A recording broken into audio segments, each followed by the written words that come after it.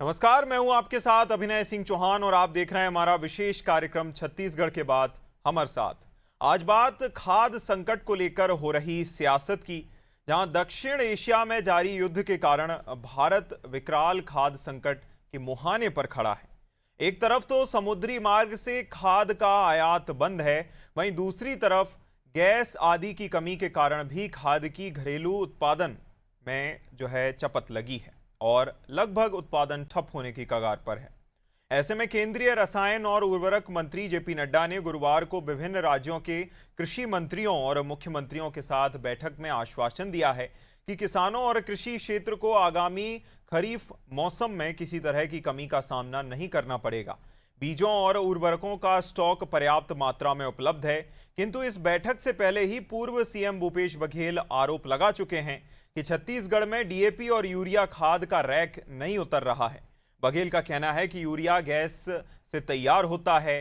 Gas आपूर्ति प्रभावित होने के कारण भविष्य में खाद की उपलब्धता भी संकट में पड़ सकती है। बघेल ने अपनी पूर्व सरकार की योजनाओं का जिक्र करते हुए कहा कि यदि नरवा गरवा घुरवा बाड़ी योजना निरंतर संचालित रहती तो वर्मी कंपोस्ट खाद की व्यवस्था मजबूत रहती और किसानों की रासायनिक खाद पर भी इतनी निर्भरता नहीं रहती।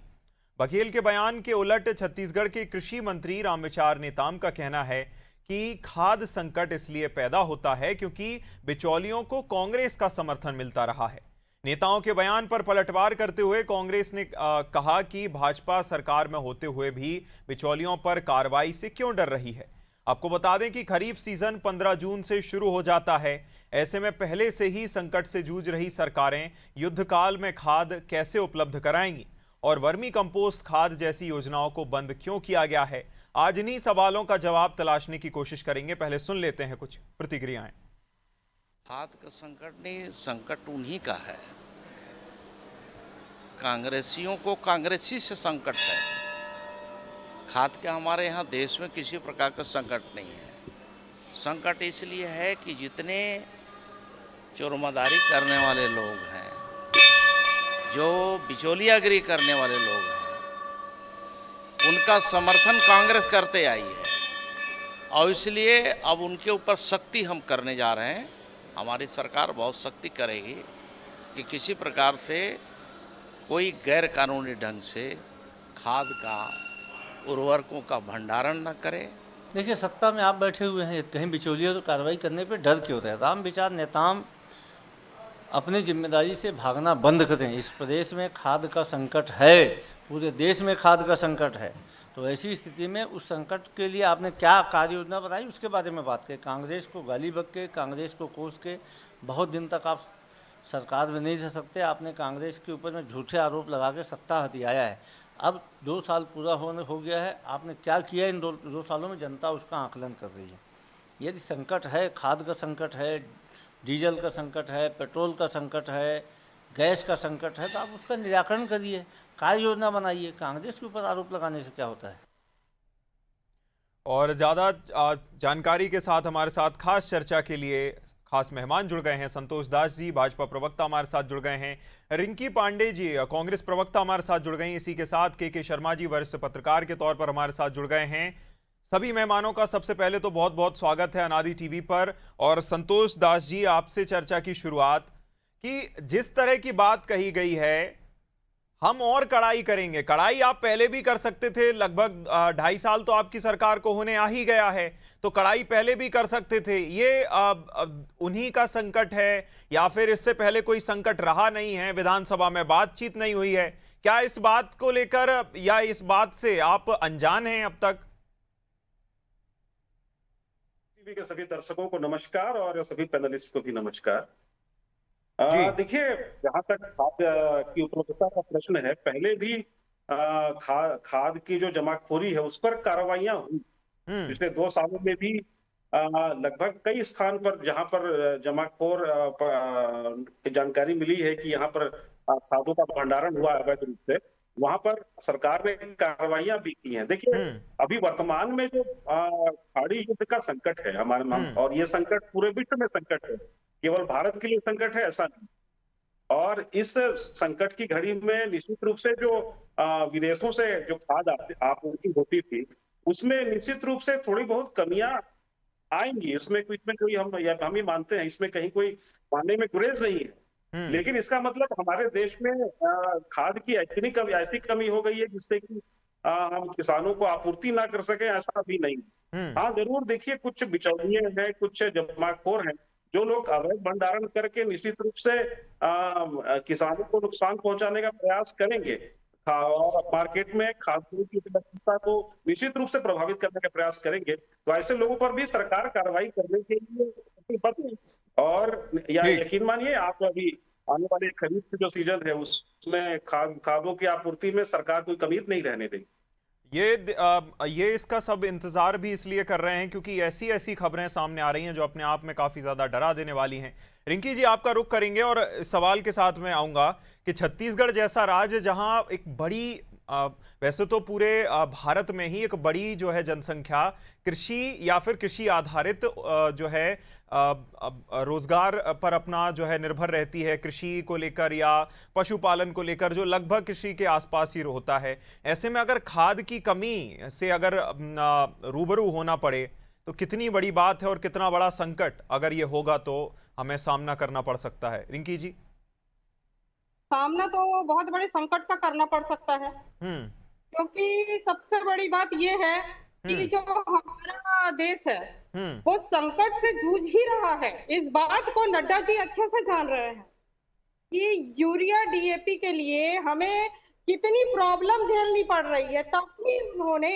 पूरे राज्यों के मुख्यमंत्रियों की बैठक ली। अगर सब कुछ ठीक रहता तो उन्हें समीक्षा करके बार बार बैठकें क्यों करनी पड़ती। दूसरी बात कि कहीं ना कहीं संकट इतना भारी है, इस बात से वो वाकिफ है। लेकिन मेरे समझ में ये नहीं आ रहा कि राम विचार नेताम जी तो कह रहे हैं कि कोई संकट नहीं है। अगर संकट नहीं है तो हमारे प्रदेश के किसानों को इतनी किल्लत क्यों झेलनी पड़ रही है?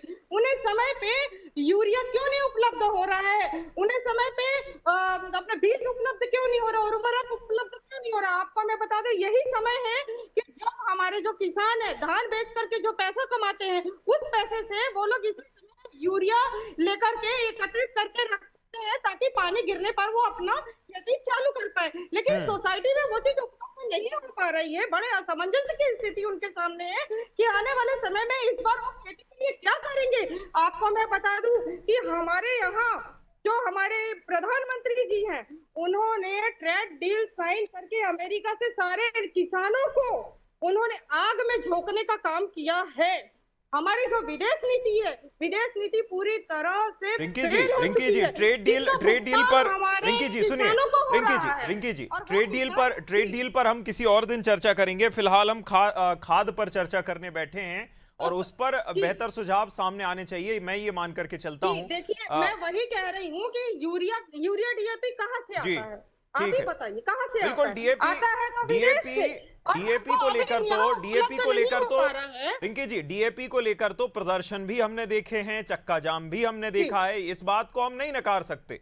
केके जी, आपके पास आऊंगा। दूसरी बात ये बिचौलिए की भी बात करते हैं। हाँ। तो सर मुझे थोड़ा टाइम दीजिए। देखिए, इन्होंने बिचौलिए की भी बात कही तो हर बार ये कांग्रेस पर आरोप लगा करके अपने जिम्मेदारियों से क्यों भागते हैं? अभी सरकार किसकी है? अभी सरकार इनके हाथ में है, अभी कंट्रोल सिस्टम इनके हाथ में है। तो जब सब कुछ इनके हाथ में तो बिचौलिए इतने सक्रिय कैसे हो गए हैं? और अगर बिचौलिए सक्रिय हो गए हैं तो ये इनका सिस्टम फेल है।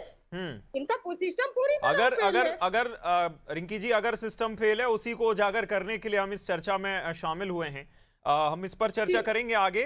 मैं केके जी का रुख करना चाहूंगा और एक ओवरव्यू चाहूंगा केके जी कि अभी मिडिल ईस्ट के युद्ध को लेकर कहा जा रहा है कि देखिए थोड़ा संकट है, हो सकता है समस्याएं हो। इससे पहले रूस यूक्रेन युद्ध को एक बना लिया जाता था कि देखिए रूस यूक्रेन युद्ध चल रहा है, इस वजह से खाद नहीं मिल पा रहा या खाद की जहां भी कमी आ रही है वो उस कारण आ रही है। आप पहली बात तो इसे कैसे देखते हैं, क्या ये सच में एक कारण है? और दूसरी बात ये कि अगर पता है, क्योंकि रूस यूक्रेन युद्ध को कोई 1-2 महीने तो हुए नहीं, वो तो सालों से चल रहा है, 2-3 साल उसको होने वाले हैं, तो सरकार अलग अलग जो है जोन्स क्यों तैयार नहीं करती कि अलग अलग तरीके से उसको जो है खाद की आपूर्ति हो सके? आप कैसे देखते हैं इसको केके जी? नहीं जी, अंतर्राष्ट्रीय स्तर पर देखेंगे तो मिडिल ईस्ट का जो युद्ध है वो तो एक बड़ा कारण है ही है, लेकिन विदेश नीति में हम देखेंगे तो हम अमेरिका के भरोसे नहीं, रूस हमारा एक अच्छा मित्र साबित हो रहा है लगातार वहां से पेट्रोलियम पदार्थों की आपूर्ति को लेकर के। और जहां तक ईरान, यूएसए, यूएई इसका मामला है तो वहां पे जो स्टेट ऑफ होर्मुज है उसके कारण सभी देश परेशान हो रहे हैं। खाद की संकट को लेकर अभी से जो चिंता व्यक्त की जा रही है, मुझे लगता है कि ये बेहतर है और आम लोगों तक ये जानकारी पहुंचनी चाहिए कि वास्तविकता क्या है। लेकिन केंद्रीय मंत्री नड्डा ने जो बैठक ली उसमें स्पष्ट केके जी, लेकिन रूस ने तो एक्सपोर्ट पर बैन लगा दिया कि हम अब खाद एक्सपोर्ट नहीं करेंगे क्योंकि हमारी खुद की जो है आवश्यकताएं हैं। ऐसे में भारत कैसे इस बात से उबर पाएगा या ओवरकम कर पाएगा, क्योंकि एक सबसे बड़ा पार्टनर माना जाता था खाद के मामले में, वहां से सबसे बड़ी मात्रा में आता था। ऐसे में कैसे काम चलेगा? निश्चित रूप से, लेकिन है तो वहीं 88%। जब हम आयात कर रहे हैं तो तमाम बातें को इस सबको देखना ही पड़ेगा कि रूस कितना दे पाता है, या ये इराक से या यूएई, सऊदी अरब से हमको कितना लाभ मिलता है। अभी की स्थिति में देश में कल जो जानकारी केंद्रीय मंत्री नड्डा ने दी है उसमें 46% खाद का भंडारण है हमारे पास। 390 लाख मीट्रिक टन की आवश्यकता है और 180 लाख मीट्रिक टन उपलब्ध है। छत्तीसगढ़ में भी आप कहें, मध्य प्रदेश में भी कहें तो कालाबाजारी की बात आ रही। दो विषय पर चर्चा है, एक तो हमारे पास उपलब्धता कितनी है और उसको दूसरी बात है कालाबाजारी को। कालाबाजारी को लेकर व्यापारियों की बात होती, क्या व्यापारी को कांग्रेस भाजपा करके देखना चाहिए क्या? नहीं, सरकार को चाहिए, वो किसी भी राजनीतिक दल का हो। वैसी बात भाजपा व्यापारियों की पार्टी कह रहती है। तो ऐसी स्थिति में कार्रवाई को लेकर किसी भी दल के हो, कार्रवाई कीजिए को लेकर। खाद उपलब्धता सुनिश्चित करना सरकार की बड़ी जिम्मेदारी। जैसे आपने पहले ही कहा कि कृषि प्रधान है, छत्तीसगढ़ की बात करें या भारत की बात करें, खाद की उपलब्धता सुनिश्चित करना सरकार की जिम्मेदारी है। लेकिन जो भूपेश बघेल जी कह रहे हैं वो भी एक महत्वपूर्ण बात है। जैविक खेती को प्रोत्साहित करने के लिए उन्होंने जो योजना चालू की थी, नरवा गुरुआ गरवा बारी की जो बात कर रहे हैं, जो जैविक खाद पैदा करते थे, वर्मी कंपोस्ट पैदा करते थे, 10 रुपए में वो उपलब्ध हो जाता था किलो में। तो इसको आगे बढ़ाने के लिए सरकार की नीति, सरकार बदलने के बाद जो नीति बदल जाती है उसका एक नुकसान होता है कहा जाए। ये आगे चलता है तो जो वहाँ पे महिला स्व सहायता समूह वगैरह जो इस काम में लगी हुई थी, जो आत्मनिर्भर होते जा रहे थे, 10,000 में से 6,000 गोठान आत्मनिर्भरता की बात कही जा रही थी। तो राजनीतिगत रूप से सरकार जो है लंबी अवधि तक इस प्रकार की योजनाएं नहीं कर पाती। इसका भी एक कारण है। आज जब हम संकट के दौर से गुजर रहे हैं तो निश्चित रूप से किसानों को उस वक्त खाद की याद आएगी। यदि वो रहता तो हमारा जो इसकी उपलब्धता कमी हो रही है, क्या उसकी भरपाई की जा सकती थी? इसका राजनीति से ऊपर सोच के बिल्कुल, राजनीति से ऊपर उठकर केके जी, राजनीति से उठकर इसलिए भी सोचने की जरूरत है क्योंकि जैविक खाद एक बात हो जाती है, उसका दूसरा एक पहलू निकलता है कि उससे गैस भी बनाई जा सकती है। अगर लोग अपने घरों में प्लांट लगाकर चलें तो जो गैस की समस्या से जूझना पड़ रहा है लोगों को, इतनी बड़ी मात्रा में वेस्ट निकलता है, उसका अगर सही तरीके से जो है, अगर गीला कचरा कहा जाता है, गीले कचरे को सही तरीके से प्रबंधन किया जाए और जो वेस्ट निकलता है, जो सेग्रीगेशन के बाद निकलता है, उसको अगर सही तरीके से वेस्ट को किया जाए तो उसका बेहतर किया जा सकता है। लेकिन सरकार इस पर कोई कदम उठाती हुई नजर नहीं आती और इस वेस्ट को वेस्ट ही मान लिया जाता है। यह बड़ी समस्या है। संतोष जी, आपके पास आना चाहूंगा और ये बड़े बड़े सवाल हैं कि बिचौलियों पर क्या आप अभी संकट का इंतजार कर रहे थे कि बिचौलियों पर हम तभी कार्रवाई करेंगे जब इस तरह का कोई संकट खड़ा होगा, नहीं तो कालाबाजारी अगर हो रही है तो होने देंगे, थोड़ी बहुत अगर कर देंगे तो कर देंगे, नहीं तो होती रहे। दूसरी बात, डिमांड एंड सप्लाई को लेकर क्या अपडेट है आपके पास? और तीसरी बात कि जैविक खाद को लेकर अगर कोई योजना पुरानी चल रही थी, मान लिया कि आपके विरोधी दल की ओर से वो चलाई गई थी, उसको बंद क्यों किया गया? अगर जैविक जो है प्लांट अगर लगाए जा सकते थे तो गैस की समस्या से भी हम उबर सकते थे, इतनी समस्या का हमें सामना नहीं करना पड़ता। लेकिन क्या हम चीप ऑल्टरनेटिव पर, जो गैस हम लाते हैं, इंपोर्ट करते हैं, उस पर ही निर्भर रहेंगे हमेशा, अभी भी और आगे भी? देखिए, जहां तक बिचौलियों का प्रश्न है, देखिए सभी प्रशासन की तरफ से सभी जिला कलेक्टरों को निर्देश दे दिए गए हैं कि किसी भी प्रकार से अगर अवैध भंडारण किसी भी उर्वरक का यदि पाया जाता है तो कड़ी से कड़ी कार्रवाई की जाए। और इसके लिए सूचना तंत्र को भी मजबूत किया गया है तो ये मान करके चलिए कि जब भी अभी खरीफ फसल में अभी शुरू होने में समय है और जैसे ही नजदीक आएगा उससे पहले खाद की उपलब्धता सरकार सुनिश्चित करेगी। और छत्तीसगढ़ के किसानों को चिंता करने की आवश्यकता नहीं है। जी हाँ, निश्चित रूप से जो किसानों को चिंता इसलिए होती है क्योंकि उनकी फसल का समय आ जाता है, तब तक खाद नहीं मिलता है तो एक बोरी दे देंगे, किसी को बड़ी मात्रा में चाहिए, आप एक बोरी दे देंगे, उसका क्या होगा उससे? आपकी डिमांड एंड सप्लाई को लेकर इतनी बड़ी समस्या सामने आती है। इससे पहले मैंने बात करी कि लोगों ने चक्का जाम किए, प्रदर्शन किए, लेकिन उनको सप्लाई उतनी मात्रा में मिल ही नहीं पाई। आपकी ओर से कहा जाता है कि जो डीएपी है, डीएपी की हम उतनी मात्रा नहीं देंगे, लेकिन जो नैनो डीएपी कुछ कहा जाता है, जो कि तरल पदार्थ बनाकर जो है खाद उर्वरक उपलब्ध कराया जाता है, उसको लेकर कोई जागरूकता ही नहीं। आपने किसानों को कितना जागरूक किया है? नैनो डीएपी आपकी ओर से कहा जाता है, जागरूकता नजर नहीं आती। नहीं, देखिए, जिला स्तर पर लगातार इसके प्रयास किए जा रहे हैं और शासन भी लगातार गाइडलाइंस भी अपने स्तर पे उन्होंने जारी किया है कि डीएपी और जो नैनो डीएपी की बात हो रही है उसका उपयोग सुनिश्चित हो और ग्रामीण इसको बढ़ावा दे।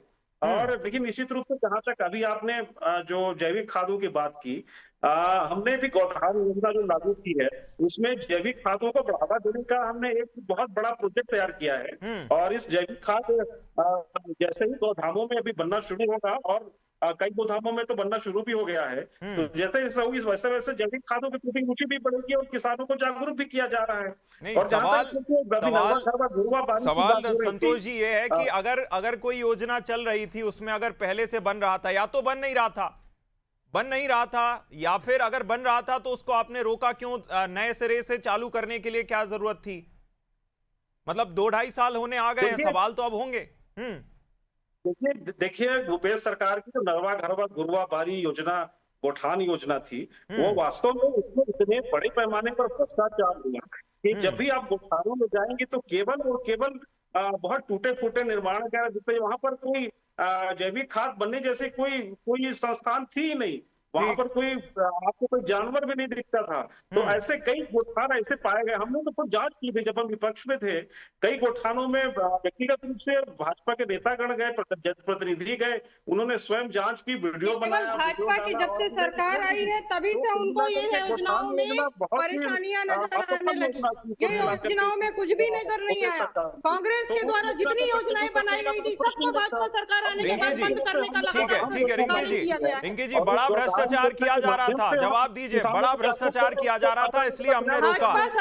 भाजपा सरकार जब से आई है तब से केवल योजनाओं को, कांग्रेस की चलती हुई योजनाओं को, अच्छी योजनाओं को बंद करने का कार्य किया गया है, जिसका नतीजा आपकी सबसे सफल योजना थी। मैं आपको बता दूं, जिस पर आपको योजना के लिए सबसे फेल योजना थी आपकी भूपेश सरकार की। नहीं, चलिए मान लिया संतोष जी रिंकी जी सुनिए, इस तरह बहस करने से संतोष जी हमने मान लिया संतोष जी की सबसे ज्यादा यूजलेस योजना थी। आप ये बताइए कि आप जो जैविक खाद को लेकर कदम उठा रहे हैं उससे कितनी कमी आएगी? आपको कितना खाद कम इंपोर्ट करना पड़ेगा तो आप किसानों तक वो जैविक खाद पहुंचा देंगे? आप अगर एक एस्टिमेटेड जो है फिगर भी बता देते हैं तो भी मान लेंगे कि सबसे खराब योजना थी आपकी वाली सबसे अच्छी। बताइए। देखिए, जहां तक किसानों को उपलब्धता का प्रश्न है, और देखिए पूरे 100% किसानों को उपलब्ध कराना किसी भी योजना में देखिए संभव नहीं हो पाता है। 100% की बात ही नहीं हो रही है। 100% की बात ही नहीं हो रही है। आप तो ये बताइए कि अगर 100% डीएपी खाद या फिर जैविक खाद लोग, माफ कीजिएगा, जो कृत्रिम खाद है जो बनकर आता है, इंपोर्ट एक्सपोर्ट होता है, उसमें आप कितने % तक जैविक खाद के माध्यम से उसको पाट सकते हैं? बस ये पूछ रहे हैं। देखिए, मुझे लगता है 25 से 30% जो किसान हैं उनको फिलहाल जो है जैविक खाद उपलब्ध होती है। और केवल हमारी सरकार की बात नहीं है, पिछली सरकारों की भी आंकड़े उठा करके अगर आप देखेंगे तो मुझे नहीं लगता है कि वो 15 से 20% से ज्यादा जैविक खाद उपलब्ध करा पाते हैं, क्योंकि इतने बड़े पैमाने पर उत्पादन संभव नहीं है। वो केके तभी जी, संभव हो पाएगा 25 से जब हर 30 गांव पर में वो काम हो। 25 से जब जब हर 25 से गांव में 30 वो काम प्रतिशत होगा, का तभी आंकड़ा जा करके आप क्या उसको कैसे उपलब्ध देखते करा हैं? यह आंकड़ा ठीक लगता है या सिर्फ आंकड़ों की बाजीगरी है केके जी? 25 से 30। देखिए, आंकड़ों के लिए इस पर भूपेश नहीं, मेरे को लगता है कि 25% बहुत ज्यादा है, उतनी की बात नहीं थी। जो 1 एकड़ में उस समय तय हुआ था तो उनको 3 बोरी डालने की बात आई थी, तो जैविक खाद को लेकर के, तो उससे परसेंटेज निकाल दीजिए, उससे ज्यादा कहां से हो पाएगा। और आज जो अभी जो योजना की बात चल रही है, तो गोठान योजना के बाद आपने जब गोधाम योजना चालू की है, उसमें अभी समय लगेगा आपके पास। मेरा कहना है कि आप किसी भी रूप में, उसमें आपने नीतिगत विरोध नहीं की है। भाजपा के किसी भी नेता या प्रवक्ता को देखिए कि गोठान योजना की नीतिगत नहीं, क्रियान्वयन को लेकर के भ्रष्टाचार, तो भ्रष्टाचार मुक्ति के करते हुए आप उसको आगे बढ़ाइए। जैसे काला बाजारी की बात है, उसमें कांग्रेस की बात हो चाहे भाजपा की बात, आप काला बाजारी रोकना सरकार की जिम्मेदारी है। प्रशासनिक नैतिकता को दिखाता है यदि आप काला बाजारी नहीं रोक पा रहे हैं तो, और उपलब्धता सुनिश्चित करना भी सरकार की जिम्मेदारी है। तो जो किसान है उनको एक विश्वास पैदा करना, एक विकल्प तैयार हो रहा था जैविक खेती के माध्यम से। उर्वरक खेती से माध्यम से ये भूमि की उर्वरक शक्ति कम हो रही है, ये भी बात कही जाती है। इसलिए ज्यादा से ज्यादा तमाम बीमारियों की बात आती है, लोग जानी होते जा रहे हैं, लोगों के क्षमता सोचने की विभिन्न सोशल मीडिया कहे, इलेक्ट्रॉनिक मीडिया कहे, शिक्षा के स्तर बढ़ते जा रहे हैं। जैविक खेती का महत्व आप महानगरों में देखिए, किस रेट से जैविक है, जो सब्जी है उसका रेट कितना है, और उर्वरक से पैदा होने वाला का अलग रेट है। तो कहने का तात्पर्य है कि जैविक खेती को प्रोत्साहन करना छत्तीसगढ़ नहीं पूरे भारत की आत्मनिर्भरता की दृष्टि से एक महत्वपूर्ण कदम हो सकता है। जिस तरह से पेट्रोल डीजल में आप एथेनॉल का उपयोग बढ़ाने की बात कर रहे हैं, उसके कहीं न कहीं विकल्प तलाश रहे हैं, तो मुझे लगता है कि विदेशी निर्भरता जितनी ज्यादा है उसके कारण ये दिक्कत हो रही है। इसलिए यहाँ पे जैविक खेती को प्रोत्साहित करने की आवश्यकता है। जो हमारे गौवंश है उसके माध्यम से खेती का पहले उपयोग ही होता था। पहले तो 15 जून को आसपास गांव में बैलगाड़ी से जो खाद पैदा कीट में उसको ले जाके खेतों में डालते थे, वो सब प्रक्रिया धीरे धीरे बंद होकर के केवल उर्वरक खरीदी खाद पर निर्भर हो चुका है। इसलिए सरकार की जिम्मेदारी ज्यादा हो गई, क्योंकि किसान के उत्पादन यदि कम होगा तो निश्चित रूप से उसे नुकसान होगा। तो प्रति एकड़ यदि उत्पादन लागत यदि है तो वो लागत बढ़ जाएगी। ठीक है, आखिरी सवाल संतोष जी आपसे मेरा कि बायोगैस प्लांट से हम गैस का एक ऑल्टरनेटिव तैयार कर सकते हैं, ये कोई नई बात नहीं है, कोई रॉकेट साइंस नहीं है, ये पब्लिक डोमेन में है, फिर भी इस पर सरकार क्यों कदम नहीं उठाती? आत्मनिर्भर हमें क्यों नहीं बनना चाहिए इस भी विषय में? दूसरा, जैसे जैविक खाद की हमने बात करी कि इसका ही एक बाय प्रोडक्ट जैविक खाद भी होता है, फिर भी इस विषय पर ना तो छत्तीसगढ़ में सरकार कदम उठाती हुई नजर आती है, ना केंद्र सरकार नजर आती है, ऐसा क्यों? देखिए, पूरी कार्य योजना बनी है, केंद्र सरकार की भी है और छत्तीसगढ़ सरकार की भी कार्य योजना है। और देखिए, ये इस धरातल पर उतरने में धीरे धीरे कुछ ना कुछ समय तो लगता है। निश्चित रूप से मानिए जब 100% यदि किसानों को हम दे पाएंगे तो मुझे लगता है उसमें केवल एक सरकार की बात नहीं है। तो कम से कम अगर आप 10 साल मिनिमम उसको माने तो कम से कम 10 साल 12 साल का समय चाहिए, जिसमें हर एक किसान को इन सुविधाओं का लाभ मिल सके। क्योंकि आपको प्रत्येक किसान के घर में जैविक खाद की जो मशीनरी है वो लगानी होगी, जैविक खाद के लिए प्रशिक्षित करना होगा। तो देखिए, इन सारी चीजों पर समय तो लगेगा, और हम नहीं कहते हमारी इनकी कार्य योजना में शामिल है। आने वाले समय में मान के चलिए, जब हमारी सरकार अभी 5 साल और 3 साल और बचा है, लगभग काम करेगी, तो हम उस लक्ष्य तक, हम अपने लक्ष्य से 50% तक जरूर पहुंचेंगे। और आने वाले समय में हम जैविक खाद भी बेहतर तरीके से उपलब्ध कराएंगे और उससे गैस भी बनेगी, जिससे किसानों को लाभ भी मिलेगा। ठीक है, जितने साधारण तरीके से संतोष जी आपने इसको कह दिया, वो लग गया आपकी जो है टोन से कि कितने ज्यादा संवेदनशील इस विषय पर आपकी तरफ से नजर आ रहे हैं, या संवेदनशीलता है। क्योंकि अगर संवेदनशीलता होती तो आप छाती ठोक कर कहते कि देखिए हम इस तरह से काम करने के लिए कार्य योजना बनाकर आगे बढ़ने वाले हैं। हालांकि अनुरोध आपसे यही है और आशा भी आपसे यही है कि 11 साल 12 साल अब केंद्र सरकार में आपके हो गए, आपने 10 साल का समय मांगा था, 10 साल से ज्यादा वहां पूरा हो चुका है। अब यहां भी 5 साल के गैप के बाद आपकी सरकार आई है, ये मानकर लोग चल रहे हैं कि आप जल्द से जल्द इन समस्याओं का समाधान देंगे। देखने वाली बात होगी कि क्या कर पाते हैं। इस खास चर्चा में शामिल होने के लिए संतोष जी बहुत शुक्रिया, रिंकी जी बहुत शुक्रिया, केके जी बहुत शुक्रिया आपका इस चर्चा में शामिल होने के लिए, हमारे साथ विचार साझा करने के लिए। खाद की समस्या अपने आप में एक डरा देने वाली किसानों के लिए समस्या है, और ये ऐसे समय में जब खरीफ का सीजन पास आ रहा हो और युद्ध की स्थिति छिड़ी हो, जिससे डिमांड एंड सप्लाई पूरी तरह से बाधित है। हालांकि सरकार दावा कर रही है कि वह डिमांड और सप्लाई को पूरा करेगी, लेकिन ये देखने वाली बात होगी कि किसानों को परेशान होना पड़ता है या नहीं होना पड़ता है, ये देखने वाली बात है। इस खास चर्चा में इतना ही। आप देखते रहिए अनादि टीवी। नमस्कार।